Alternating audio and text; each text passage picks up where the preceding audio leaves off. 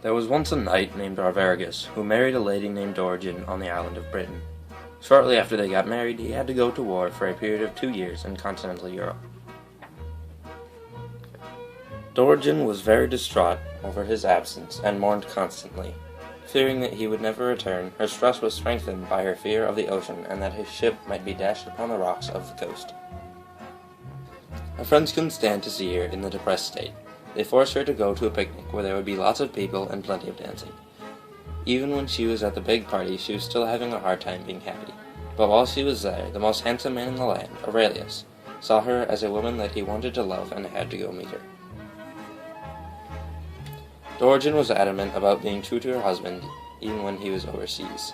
She told Aurelius that if he could make all the rocks on the coast disappear, that she would marry him, thinking that this was impossible. Distressed over the enormity of his task and his knowledge that he could never complete it, Aurelius graves alone and won't even accept visits from his friends. A wizard who knew Aurelius offered his services if Aurelius could pay the wizard a large sum of money. The wizard would create the illusion that the rocks on the coast were gone, so that Aurelius could have the lady. The wizard worked long and hard and was finally successful in making the rocks of the coast disappear. Aurelius goes to show Dorigen that he has taken away all the rocks off the entire coast. She has to keep her promise to Aurelius that she cannot be unfaithful to her husband. She is stuck in a very tough situation. Dorigen was even more distraught now that she had to either be unfaithful to her husband or be shamed by not being true to her word.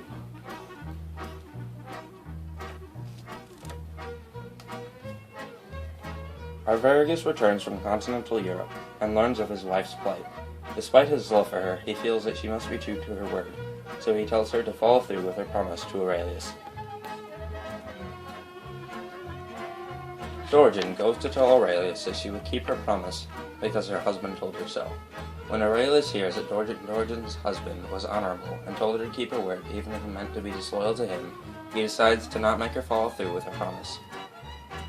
Aurelius goes to the wizard, and the wizard notices how distraught Aurelius is. He asks him, and Aurelius tells the wizard of how the knight was willing to give up his wife for her honor, and how he let Dorigen go from her obligations. After hearing this, the wizard forgives Aurelius of his debt, and thus ends the Franklin's tale.